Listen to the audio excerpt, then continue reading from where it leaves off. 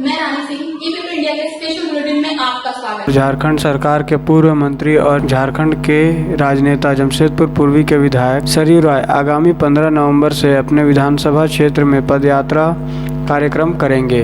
इसी को लेकर रविवार को उन्होंने प्रेस वार्ता कर कई मुद्दों पर भी बात की। जानिए क्या हैं वो मुद्दे। हमारे क्षेत्र में सोनरेखा नदी के किनारे पर जो बसे हुए मोहल्ले हैं,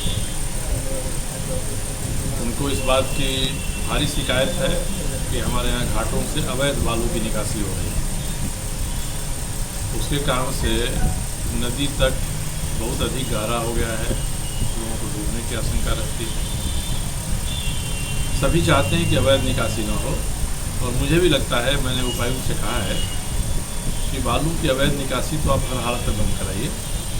सरकार को लगता है, प्रशासन को लगता है कि यहाँ बालू है, इसका व्यापार हो सकता है, तो आप उसका नियम बना दीजिए, तरीका बना दीजिए, घाट की बंदोबस्ती कर दीजिए किसी को, या नगर पालिका को जेएनएसी को कहिए जो घाट की बंदोबस्ती कर दे। तो जो भी हो वैध तरीके से हो, अवैध निकासी बिल्कुल बंद होनी चाहिए। वो मुख्य रूप से इसलिए बुलाए थे कि हम बैठक करने वाले हैं, और बैठक करने के बाद हम जो 23 तारीख तक का प्रोग्राम तय किए वो आप लोगों के बीच में दिखा दें, और आम जनता को हमसे जो अपेक्षा रही है, उम्मीद रही है, जिस कारण से उन्होंने मुझे चुना, परिवर्तन किया, तो हम लोगों का एक सेल्फ असेसमेंट भी हो जाएगा कि साहब हम आपकी उम्मीद पर कहाँ तक खरा उतरे और आपकी और क्या अपेक्षा हमसे है। तो आज मुख्य रूप से तकनीकी बातें आप लोगों के बीच में तो लंबे समय से बहुत सारे विशेषज्ञ विचार कर रहे हैं। सरकारों ने लंबी चौड़ी योजनाएं भी बनाई हैं कि हम लोगों के क्षेत्र से जुड़ी हुई समस्या केवल नहीं, क्षेत्र से जुड़ी समस्या इसमें यही है कि जो गंदे नाले गिरते हैं, उन गंदे नालों को हम कैसे साफ करें, और नदी के किनारे हम कैसे उतनी जगह निकाल लें कि हम मिनी सीवरेज ट्रीटमेंट प्लांट वहाँ बना सकें।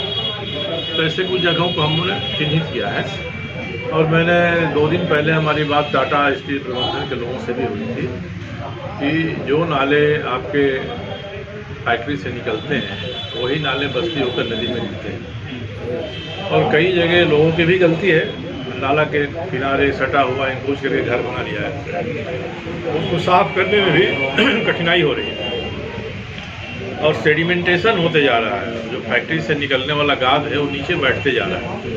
यहीं पर हमारी गुरुद्वारा बस्ती है साक्षी, उसमें आप जाकर देखिए नाला को, तो लगेगा कि बरसात के दिन में लोगों ने दीवार खड़ा कर लिया था कि हमारे घर में पानी न घुसे।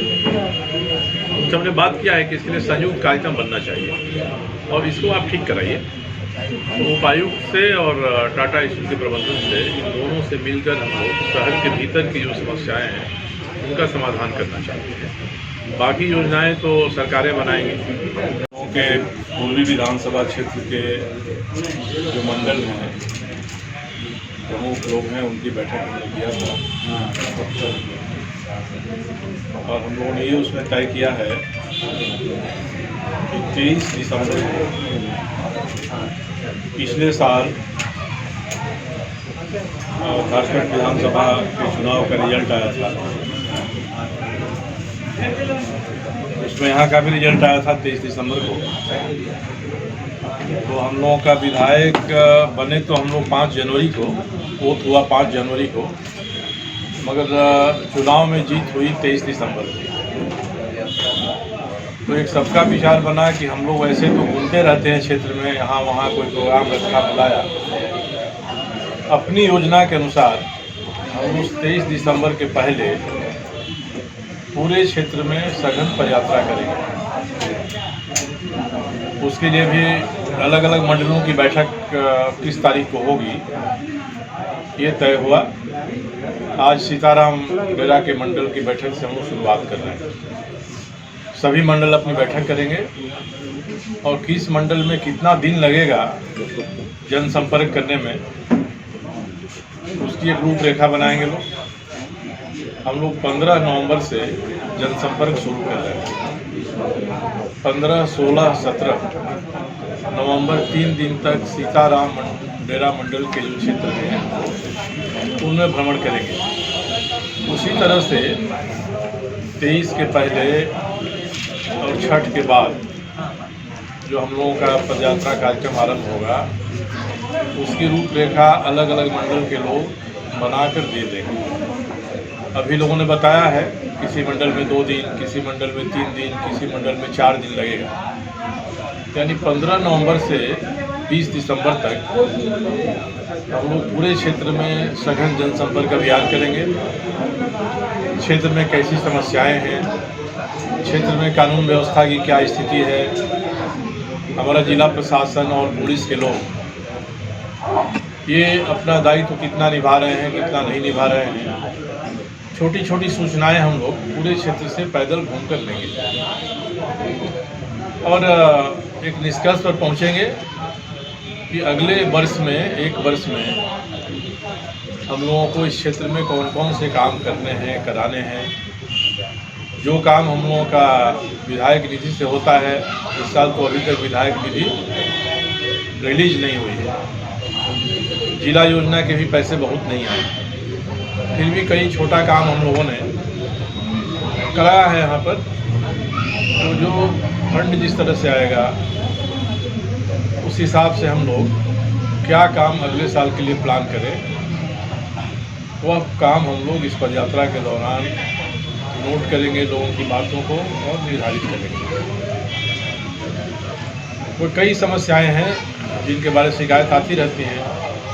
अड्डेबाजी की है, पुलिस की ज्यादती की है, प्रशासन काम नहीं करता है, जिसमें विधवा अवस्था पेंशन है, विधवा पेंशन है, जाति प्रमाण पत्र है, कई ऐसी छोटी छोटी चीज़ें नहीं हो रही हैं। तो एक आकलन हम लोग इसका पूरा करेंगे और अगले साल की योजना हम लोग 23 तारीख के बाद बना लेंगे। अपनी बैठकों में तय करके लोग बताएंगे तो 23 तारीख का कार्यक्रम हमारा विकेंद्रित हो, एक साथ केंद्रित हो, ये उसका निर्णय ये सभी लोग मिलकर करेंगे। इसके लिए पूरे विधानसभा स्तर पर एक प्रबंधन समिति बन जाएगी और हर मंडल के स्तर पर भी एक प्रबंधन समिति बन जाएगी। ये अभी हम लोगों ने इस बैठक में निर्णय किया। मैं पहले भी छठ घाटों का भ्रमण मैंने किया था जो शहर के भीतर है। आज बागुनहातू से लेके बालीडीह के इलाके में करीब 5 छठ घाटों का भ्रमण हमने किया है। उपायुक्त से भी बात हुई है। उपायुक्त के मन में दुविधा है और हम लोगों के मन में दुविधा है कि छठ पर्व का क्या प्रोटोकॉल निकालेगा प्रशासन। हम दिवाली कैसे मनाएं, छठ कैसे मनाएं। तो इस बारे में मैंने झारखंड सरकार में भी जो जिम्मेदार पदाधिकारी हैं आपदा प्रबंधन के, उनसे बात किया। संभवतः कल वे लोग बैठकर इस बारे में निर्णय लेंगे। मैंने कहा भाई जल्दी सरकार को अपना मत बताना चाहिए, क्योंकि छठ पर्व की तैयारी काफ़ी दिन से पहले शुरू होती है। प्रशासन पर भी एक मनोवैज्ञानिक दबाव रहता है कि घाटों को हम ठीक करें। हाँ, दिवाली और काली पूजा के बाद जो विसर्जन होता है फिर घाटों को हम कैसे ठीक करें, ये सारा काम लोग तेज़ी से करते हैं। सफाई का काम अभी से जुस्को ने भी और जिला प्रशासन ने भी आरंभ कर दिया है, तत्परता पहले से बढ़ता है। तो इस दृष्टिकोण से झारखंड सरकार को ये बता देना चाहिए कि हमारा क्या प्रोटोकॉल रहेगा, क्या नियम रहेंगे छठ के बारे में। जहाँ तक मेरा अपना मंतव्य है, हमको लगता है कि चुनिंदा तौर पे छठ करने की अनुमति मिलनी चाहिए। छठ हो मगर किस तरह से हो इसके बारे में प्रशासन तय कर दे कि आप ये काम करिए, ये काम मत करिए। क्योंकि शहरों में कई जगह लोगों ने सामूहिक तालाब बनाया है, वहाँ करते हैं, नदी के भीतर करते हैं। हो सकता है कि जो छठ व्रती हैं केवल उन्हीं को हम अनुमति देंगे जाने तक, बाकी भीड़ को नहीं जाने देंगे। तो ये सब जो कार्यक्रम है, ये कार्यक्रम झारखंड की सरकार कह रही है कि हम कल मीटिंग बुलाएंगे इसके लिए। ये हो जाएगा तो हम लोगों को उसमें और सुविधा हो जाएगी। दूसरा, नदी किनारे के घाटों का निरीक्षण करते समय हम लोगों को ये लगा है कि अभी भी नदी किनारे काफ़ी ज़मीन बची हुई है, जिसका उपयोग करके हम लोग नदी के तटीय क्षेत्र को एक खास रूप में विकसित कर सकते हैं, ताकि लोग वहाँ आएँ, जाएँ, बैठें, घूमें। तो इस पर मैं बात करूँगा जिला प्रशासन के साथ बैठकर कि हमारा रिवर बैंक मैनेजमेंट यहाँ होना चाहिए ताकि नदी का किनारा साफ रहे। कई जगह हम लोगों ने देखा है कि नदियों को, नालों को लोगों ने बुरी तरह अतिक्रमित कर दिया है। तो जिन्होंने सार्वजनिक स्थान को या हमारा जल निकासी का, ड्रेनेज का माध्यम है या जो यातायात के लिए, घूमने फिरने के लिए है, उस पर अतिक्रमण करते हैं, तो उससे हम लोग कहेंगे अगर न करें, किया है तो हटा दें, क्योंकि जन सुविधाएं आम लोगों को मिलनी चाहिए। तो इन पर जिला प्रशासन से मैं बात करूँगा। दूसरा है कि नदियों से कई जगह पर, 2-3 घाटों पर देखा कि भयंकर रूप से बालू की निकासी होती है। एक बार पहले भी 3 महीना पहले मैं बारीडीह के निराला घाट पर गया था, तो देखा बालू निकासी हो रही। वहाँ से फ़ोन किया मैंने किसी को, माइनिंग अफसर को। 3-4 दिन रुका रहा, तो 3-4 दिन बाद शायद फिर लोगों ने बताया फिर शुरू भी होगा, उनके वाहन भी जब भी छूट गए। तो इसमें मेरा यही कहना है, मैंने डीसी से भी बात किया है कि अवैध बालू निकासी नदी किनारे से रोकवाइए, क्योंकि नदी का किनारा काफ़ी गहरा हो जाता है, लोगों के डूबने की संभावना रहती है उसमें। तो या तो आप झारखंड सरकार से बात करके जहाँ बालू निकलता है उसको बालू घाट डिक्लेयर कर दिए नियम के रूप में, नियम तो वहाँ से निकले। अवैध रूप से जो निकासी हो रही है वो पूरी तरह से बंद होनी चाहिए।